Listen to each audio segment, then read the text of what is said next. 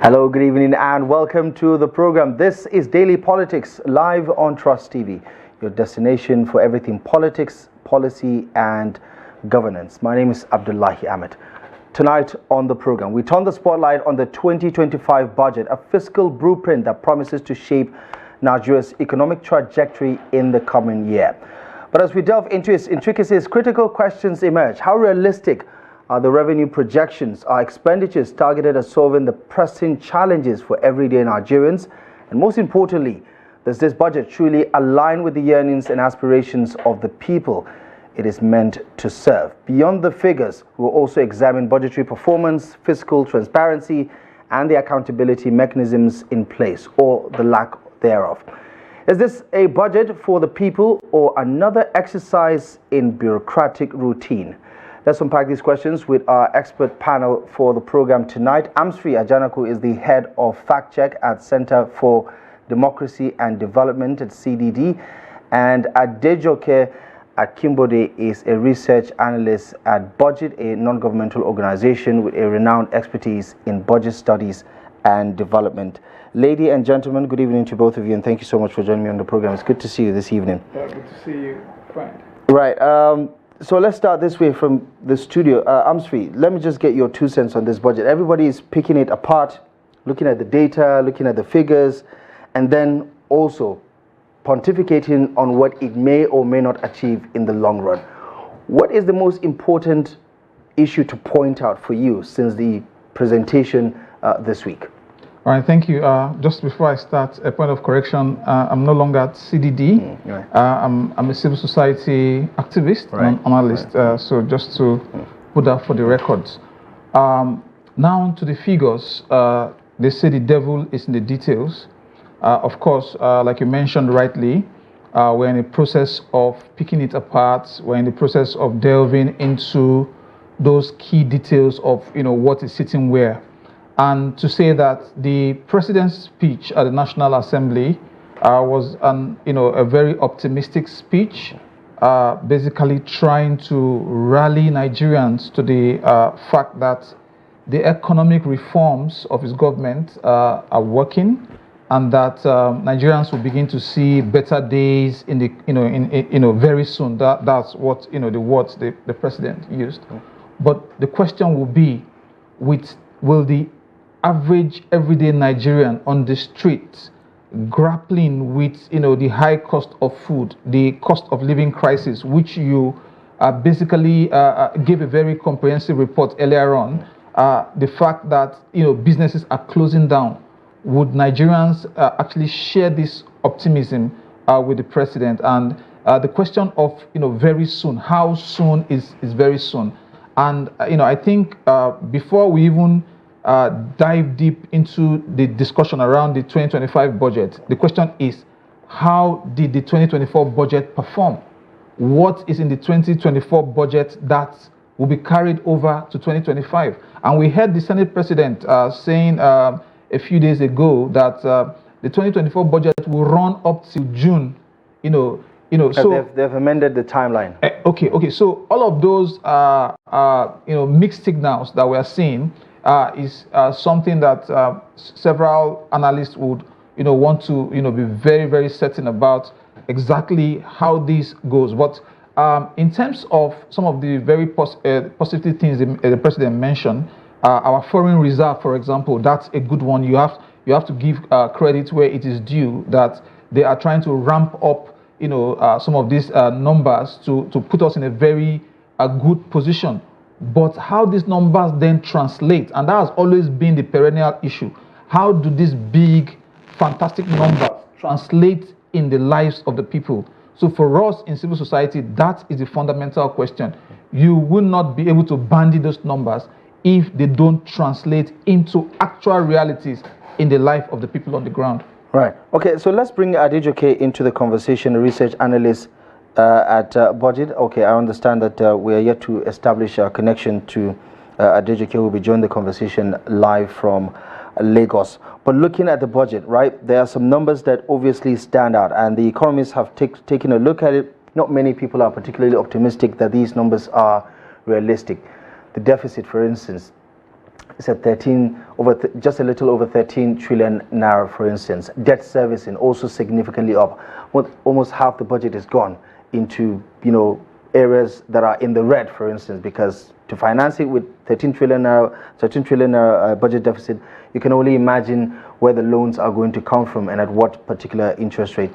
Give me your assessment of whether this was already inevitable, that regardless of what the Tinubu administration is doing, it cannot afford to go deeper into austerity because the people are already feeling the pinch, and it needs to come up with this humongous figure just to make up ground. Yes, so that's the feeling out there, that even when you look at the deficit, and the fact that it was not explicitly stated, but this is going to be covered by borrowing, and we're already in a situation where Nigerians are shouting that the previous borrowing, how has that really translated into, if you want to talk about infrastructure, for example. And so you still have this mismatch here and there. You look at some of the signature infrastructure projects, the whole infrastructure fund and all of that. The Lagos, Calabar, road. You look at the amount of that road and look at what is, devoted, to infrastructure in the budget. Around 4 something trillion, and you would say, in a long term, you may not have that project being delivered. So the question would be, why put attention on a gargantuan project where you can do smaller projects that will be much more impactful, to the people? So these are fundamental questions that we need to push in the spirit of accountability and transparency. Right. But I am not so optimistic about the 2025 budget if we have not done a proper audit of the 2024 budget. The president says there is 85% performance in terms of expenditure, around 75% performance in terms of revenue. But the question is, what are the legacy projects that have come out of the 2024 budget? And yes, we know that, and he's saying this as at the third quarter of 2024. So the question will be that, in terms of what concrete thing beyond just banding figures are we seeing coming out of 2024? What are the lessons learned? Because we are talking about the budget of a whole country.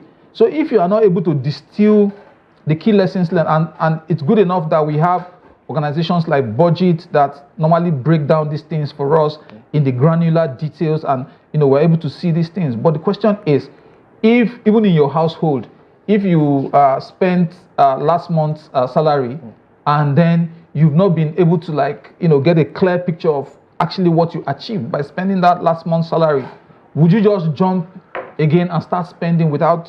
So this is at the core of financial or fiscal accountability that the budget requires for us to be able to move forward. And in talking about revenue performance, for instance, if we go down memory lane, in 2019 the performance was at 60%, then it halved to about 32% in 2020 because of the impact of COVID. And ever since then, we've been struggling to recover. But somewhere around 2021, the revenue performance grew back to 61%. Then in 2022, it came down to 29%. Then in 2023, the year of the election, it was at 27%. I mean, 2024 is about wrapping up. So, going by what the president said about expenditures and revenue, I mean, if we take his word for it, it's perhaps the highest that we've had over the past 5 years or so. So, give me your understanding of what the numbers are saying and what is actually happening on the ground, because there seems to be a disconnect. I mean, when they talk about these percentages, they talk about all of these numbers, it seems like we are in the green to a certain extent, but it doesn't translate to what is actually happening in everyday life. Absolutely. This is why we have the responsibility, both as media and civil society, to ruthlessly interrogate these numbers and ruthlessly interrogate these presentations. And if you talk about these percentages, are these percentages falling more on the recurrent side of, your everyday salary and all of that? Or are you talking about this percentage in the capital side? And I know the president tried to make reference, letting us seem like, okay, I am, or our administration is scoring ourselves. And then, they shifted, they did some referencing to the National Bureau of Statistics in terms of how they came about those numbers. But for the citizen, it goes beyond the politics of data. It goes beyond that whole number, rigmarole with number. The, citizen on the ground, for example, the basic healthcare fund is one of the funds that the president tried to say we've devoted monies to healthcare, and that would directly impact on citizens. But when you look at the operation of the basic healthcare fund on the ground, is it a well-run, transparently run fund that citizens can go to a healthcare center and be able to access treatment for malaria, and that fund actually does the work it has been programmed to do according to the budget? So these are the key questions that we must begin to ask, and as people who are ultimately on the demand side of governance, we need to be able to ask those questions, go out there, do research, and also to be able to present our facts and figures. For example, as an organization, as a civil society organization, I may decide to say, okay, I want to look at how the basic healthcare fund is working in 2 local governments. It doesn't have to be the whole country, so that would give a picture of, so this is a collective responsibility. I like the fact that the president is trying to push hope in the budget. Last year's budget was a budget of renewed hope, if I'm not mistaken. This year's budget is a budget of restoration. So if you are moving from renewed hope to restoration, it shows that something is still not right somewhere. Exactly. I don't know what the naming does to actually add value to the conversation, but I suppose it does help in shaping the narrative. Let's bring in research analyst at Budget. Adejoke is joining us virtually via Zoom for this conversation tonight. A pleasure to have you join us on the program. I'd like to get your take on if the numbers add up, if the numbers make sense to you from what we obviously heard from the president on presentation day and the figures that have trickled into the public space. Do the numbers make sense?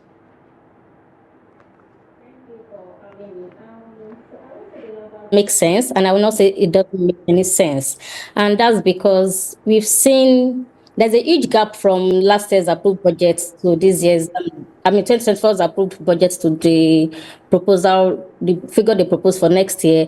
But then again, we just need to look at where these figures, the money will be coming from.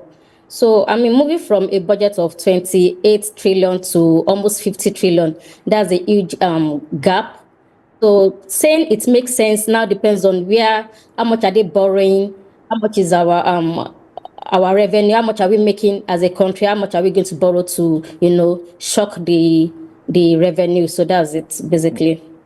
Yeah, and when we talk about looking at where we're coming from right now, right, and considering where we're headed to, the National Assembly just extended the timeline for the implementation and execution of the 2024 budget. Give me a sense of what you make of the conversation around budget performance, because that is also key to understanding what we can realistically expect in 2025. What does the trajectory say when it comes to budget performance from before 2024, in 2024 right now, and going forward? So talking about budget performance, I think at some point they were getting it right. Government was getting it right, trying to ensure that budget starts from January 1st to December 31st. So, but looking at the 2024 budget, they've said they will be extending the implementation for 6 months. So that's a whole lot. And if you are saying you are going to start to end implementation of 2024 budget by June next year, so when do you start implementing 2025 budget? When do you finish the implementation? Are you saying we will keep extending budget implementation on a yearly basis? Are you saying for 2025 budget is going to be implemented within just 6 months and probably end it in December 2025? So I think the extension is is too long. I mean, they could have done extension for like maybe a maximum of 3 months. So extending 2024 budgets for 6 months is going to, in a way, it's going to disrupt the, budget calendar for next year and for subsequent years as well. Yeah, and I must say, the Buhari administration tried its best to get us to this idea of zero budgeting so that we finish everything well within a year. But what is your assessment of what this could actually do to impact the fiscal year for 2025? We have 2024 budget running into about 2 quarters of 2025. As you pointed out there, it's a source of concern. But what is the anticipated impact, negative or positive? So for me, it's going to be a negative impact, because if we are extending for 6 months, so the budget calendar is going to be disrupted for all 6 months. So, and it doesn't make any sense that you are starting a new calendar year in the middle of the year. So that means you keep extending and you keep extending. So it's going to be a negative impact. So I feel like they shouldn't have, the extension, I don't know the reason for the extension. I'm not sure I gave the reason for extending for all 6 months. But then maybe at the end of the day, most likely they don't disburse funds on time. So, and that actually affects project performance as well. So, they need to find a way to ensure that they bring it back to the way the past president did. Buhari actually tried to, shift our budget to January to December, which is actually the right thing to do. So, and again, another thing is reading the budget, proposal this late in December is already late. So when do they sit, when do they deliberate, and when do they even approve the budgets? Right. Basically. So I think that's also part of the things they're supposed to look at, because moving 6 months into next year is already too late to start a New Year's implementation. All right. A lot of people, I can only imagine what the people on the other side are already saying. Anything worth doing is worth doing well, and if we have to take our time to get it right, maybe that's what we need. But your organization, for instance, has invested a lot of resources studying budgets, not just here in Nigeria, but in other African countries and on the international scene. Give me a sense of whether this rolling over the budget until next year is a common practice on the international. Is this international best practice? Of course, it's not. Ideally, budgets should be, 1 year from the beginning of the year to the end of the year. So it's not best practice at all. Right. And just to bring Amsfree back into the conversation here in the studio, do you think, what is happening right now is rolling back the gains? I just pointed out how the Buhari administration worked hard to get us to this whole idea of zero budgeting so that we finish everything well within a year as stipulated in the appropriations bill. Do you think this is undoing some of those gains? And like she said, if we're going to start implementing the 2025 budget mid next year, the chances are that you're going to have to roll it over until 2026 and the circle continues. Absolutely. And if we're talking about fiscal discipline, we want a disciplined implementation of the budget. We want to adhere to timeline. We want to also be able to evaluate and, like Adejoke, right on the money, with the point around how it disrupts that whole flow, cycle, yeah. Disrupts that whole circle. I think it's like a rollback, like you said. And this is something the current administration should, push to correct. It should think in terms of earlier presentation of the budget. Last year, the budget was presented around November, which still allowed some, little room for discussion. It's not just the National Assembly that should have a conversation on the budget. We as citizens who will be governed by the budget should actually also be able to have conversations. And the federal government, in terms of how it leads this whole process, is also setting the tone for what the states are also going to do, because there's some connection, there's some synergy. For instance, federal government is budgeting on UBEC. It has, it's going to give a lot of money this time around, close to like 800 billion to education. And then UBEC is one of those. The states are the ones that will implement, UBE at the end of the day. So if it doesn't get its own timing right, it then means the whole question, because budget is not just figure, it's figures. It's about alignment. Exactly, exactly. Alignment and how that alignment translates into the social conditions of citizens. So if the president, a few days ago went to France and vowed that the issue of out-of-school children will be tackled, now is where we should begin to see that priority in the budget. Fine, UBEC is there, but how do the states also feed into that in terms of their own budgetary considerations, such that they are now able to address, these, even though you won't have states that are so lazy that they never even access their own matching grants, in terms of being able to access UBEC funds and all of that. So these conversations, we should be able to take them and break the meta-narratives into very simpler narratives that our citizens can understand, and they can also monitor all of these things based on their needs and what they want the government to do for them. Right, Adejoke, let's go back to the numbers again and understand what they're trying to show us when it comes to budget performance, or how we've been able to execute some of these projections. From 2019, we went from 60% in terms of revenue performance to last year, 2023, at 27%. And the president, during his presentation, talked about 75% revenue performance. I mean, all of the monies that we are supposedly getting is still not enough, because we're in the red for the next year's budget by 13 trillion naira. Do you see a consistency here in terms of revenue generation matching our spending? Because we seem to, the spending plan seems to ebb and flow every now and then. I mean, 2 years from now, we could be in the green or deeper in the red. It seems that the data is fluctuating from one administration to the other. What is the trend telling us? So looking at the budget performance from, 2 years ago, last year, President said we had some budget performance. I think there's a little bit, some sort of improvements, right? Even though we are still lagging behind, but going from 60% to 75%, and that actually makes us wonder why we are going to be extending the budget, 2024 budget for 6 months if you're actually performing at 75%.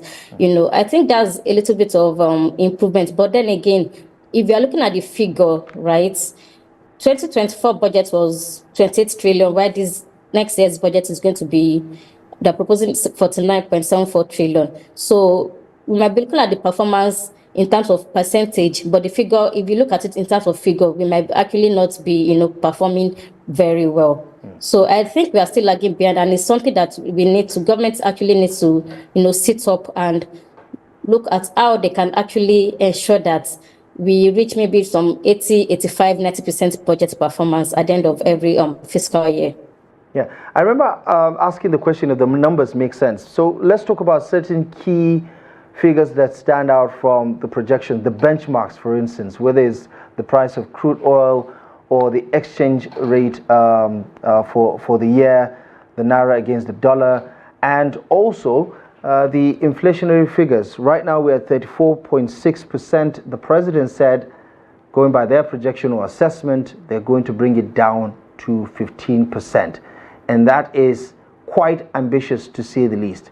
But in your assessment of what the trajectory is, the way the global economy is shaping, what we're currently dealing with inflation and everything, is that a likely reality for most Nigerians who are cautiously optimistic about this budget changing the narrative?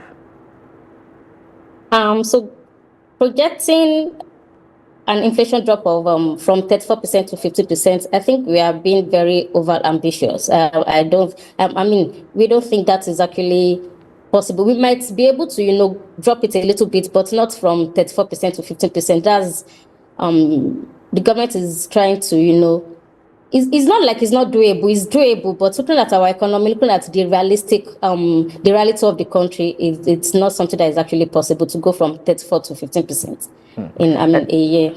And I want to pick you up on fiscal transparency, because most Nigerians are less than satisfied about the information that is readily available when it comes to the budget. And I just want to play one particular clip that has got a lot of Nigerians talking. It's from the House of Representatives. One of the members had this to say, and Nigerians couldn't help but agree and re-echo that particular point, which brings us back to the idea of whether this is actually just a traditional bureaucratic routine of presenting budgets every year in, year out. Here's Representative Bello Rufai with his thoughts about the 2025 budget. We budget for vehicles every year. We budget for utensils every year. So what I would like us to do, sir, to open more revenues or block loopholes, is to look at all these ministries that are bringing their budgets. If they bought vehicles last year, please, they should just relax now. Vehicles do not expire. These are the little things, Mr. Speaker, that unless we start looking at them, the loopholes we talk about will not come out. Right, Adejoke, your response. Many Nigerians feel the same way, that a lot of what is happening with the budget is copy and paste what you had last year.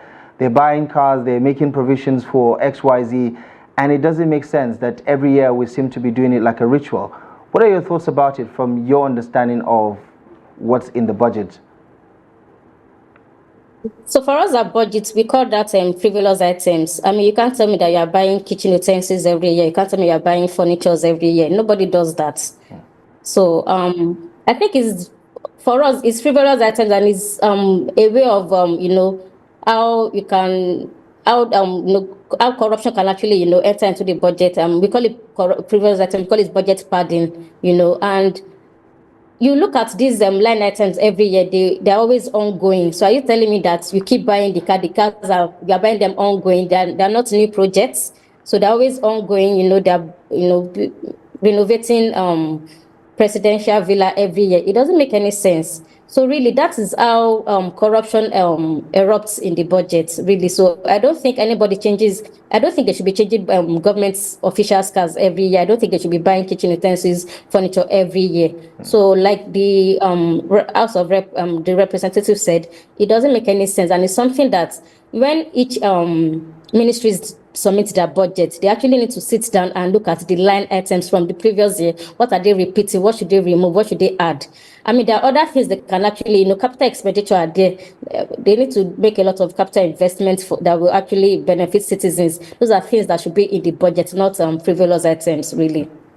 And let's pick up on that, Amsfree, because we talk about the austerity that Nigerians are dealing with, right? And it does appear that the federal government makes plans to release funds for, as Adejoke just said, frivolous items, right? A lot of people say it's just pure profligacy. I mean, government being aloof to what these limited resources can actually do to make a difference in the lives of Nigerians.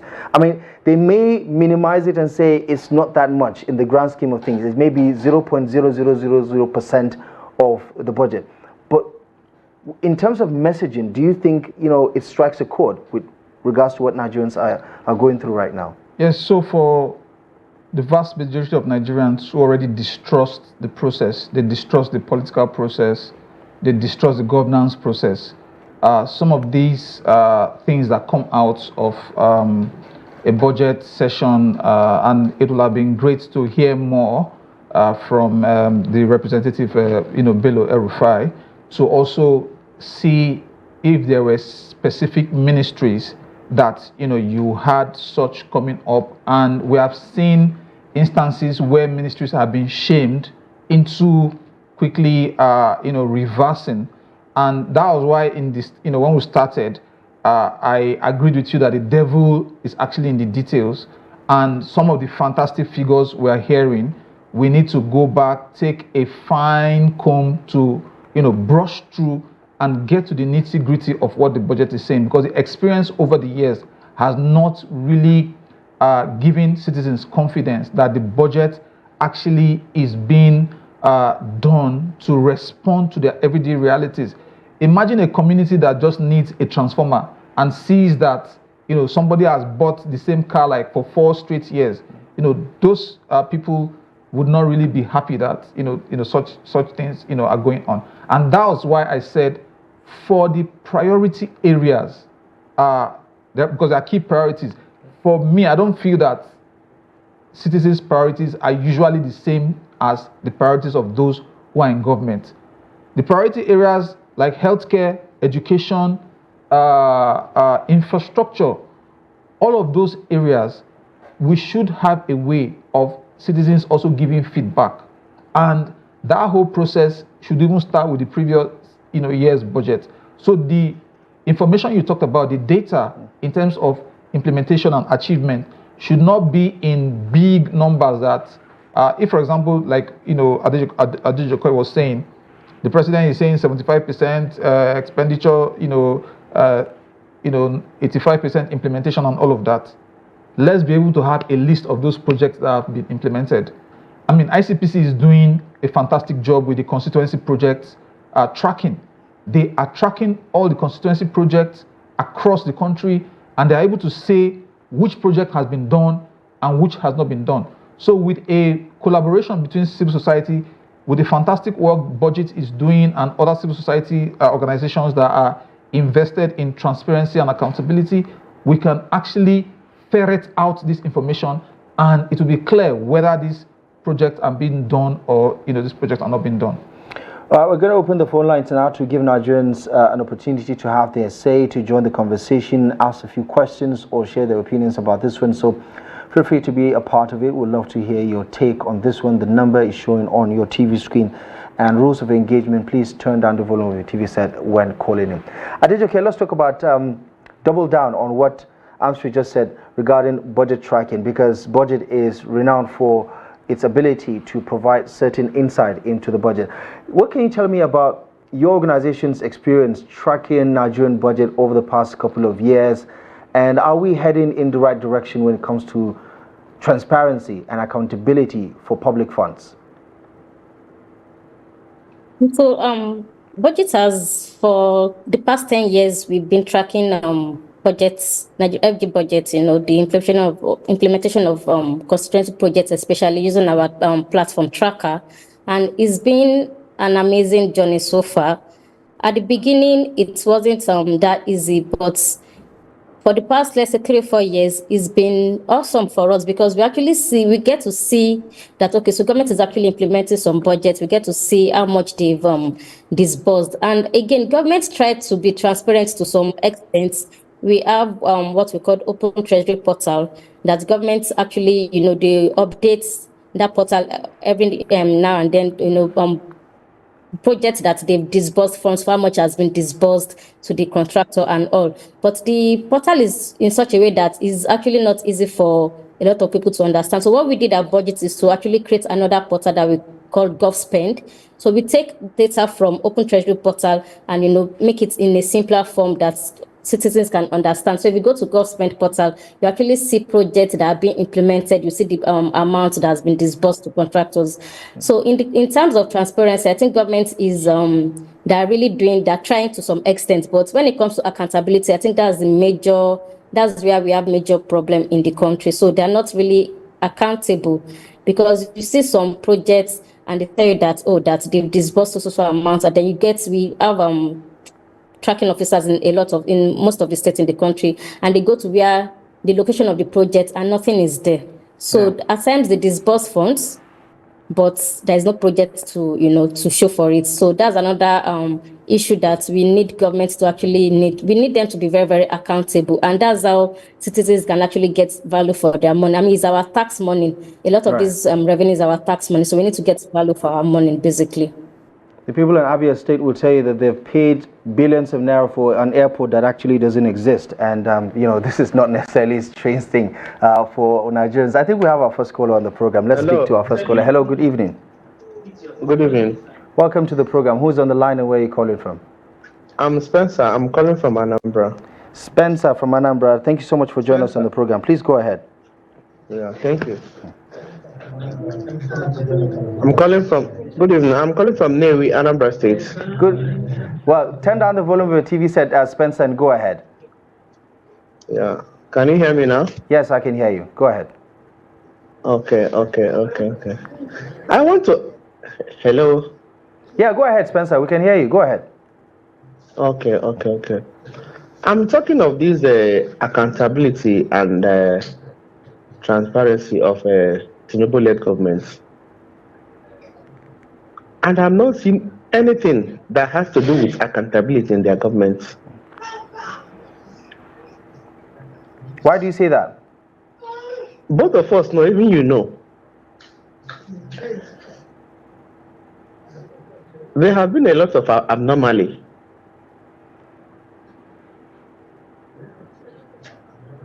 Are you not aware of that? Yeah, I mean, it's your time. So please go ahead with your opinions. Can you hear me very well? Yes, I can hear you, Spencer. Go ahead, please. Good. Yeah. Your commentator behind seems to be diverting from the issue at hand. What issue is that? Hello. Okay, Spencer, I'm going to suggest that you try and call again, because I have a feeling that the connectivity is just bad. But feel free to call back again, Spencer from Newi, and we'd love to hear your side of the argument regarding accountability. And I think you'll be preaching to the choir here if you say that we're going to argue accountability. I think everybody's in agreement that more is desirable. We have Shamaki on the line calling in from Nasara. Shamaki, good evening. Yeah, thank you very much.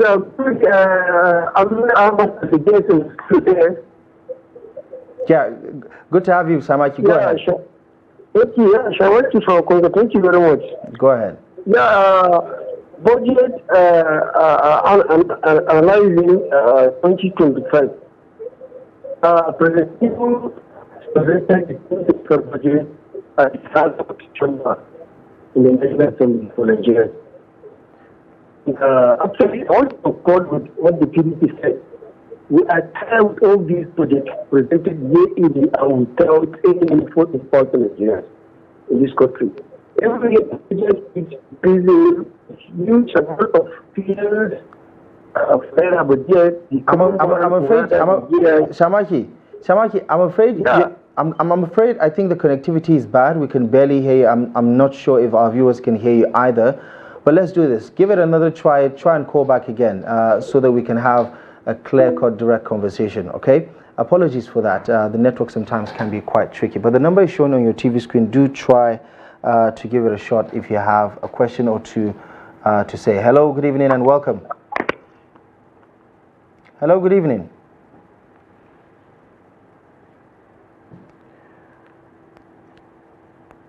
Hello, good evening. All right, let's make progress while we wait for the next call to come in. So it's very clear that people have their reservations about the government and what the government is doing, what the government is saying, and whether there is an alignment with regards to the people's expectation. And what do you think public confidence does to the ability or inability of the government to deliver the job? Because right now the government is trying to stay positive about what could happen next year, that we're turning a corner and that maybe Nigerians have survived the worst. It remains to be seen, but that is what the government is trying to send across to the public. But what is your gauge of the mood of the country vis-a-vis expectations, the renewed hope agenda working or not? Yes, so I think we cannot run away from the fact that there is a lot of despondency across the land. People are, and not just people, businesses are grappling with these policies that the government has talked about. And I think the government tried, the president in this budget speech tried to send out that message of we feel your pains. But the question will be, if you feel our pains, what are you doing about those pains? And that's where the details that we have been discussing all along comes in terms of how the government wants to now show that fiscal prudence in terms of how it manages the budget, the monies belonging to the key sectors that will affect the lives of citizens, how that is managed. Do you think the president and his vice president spending or planning to spend 9.4 billion naira on refreshment and trips is sending the message that we feel your pain? It doesn't send the message at all, and we cannot shy away from giving a strong condemnation of, we're not saying, I mean, the president will go on foreign trips, but I mean, we know how much a ticket costs. We know how much aviation fuel costs. So even if you want to travel 100 times, we can have an idea of what that will cost. If dignitaries come, of course, you entertain them and all of that, but not to the extent or those kinds of very humongous figures that we're hearing that they are going to be spending on feeding and all of that. Citizens see these things and say, you don't feel what we are feeling. You are disconnected. You are out of touch with reality. That is something that is basic. But the question is, do we just agonize and then let it be? No, of course, we have to organize. And organizing means that for every, and it's good that Adejoke mentioned the issue of the gov spend, where data has been taken from the open treasury portal, and then, but of course, not everybody, not all citizens have access to all of those platforms, and that's where also our role as civil society come in, and our role as media come in. I remember, was it last year or earlier this year, where a journalist took information from the open treasury portal and did an expose about how a project was not being done. But what eventually happened, the journalist was picked up, and so you have those. So the government itself must also show that political will, that it is committed to not just transparency, but also accountability. And where citizens are able to show that this is not going right, then it should be able to take remedial action to ensure. Like, that's why I like the work ICPC does. Severally, when ICPC tracked constituency projects, contractors were forced to return back to site and do the job. That is the kind of thing we want to see at every level of governance in Nigeria. Yeah, and Adejoke, let's talk about citizen engagement or generally participation. How inclusive is our budgetary process? I mean, the National Assembly is in possession of the bulk of the details of the budget. I mean, we had some time ago supposedly an empty bag that was presented to the National Assembly. Not that it really mattered anyway, it was quite a symbolic gesture. But do you think the National Assembly over the years has been doing a good enough job in scrutinizing Nigerian budgets? And how open is it for outside input, for stakeholders like civil society, for instance, to chime in and say, listen, why are we duplicating the Abuja-Kaduna road year in, year out in the budget? And it does appear that cumulatively, if you aggregate everything, we've spent XYZ amount on that same project for the past 20 years. I can talk to you about the Gombe-Yola road, for instance, has been in the budget every year since the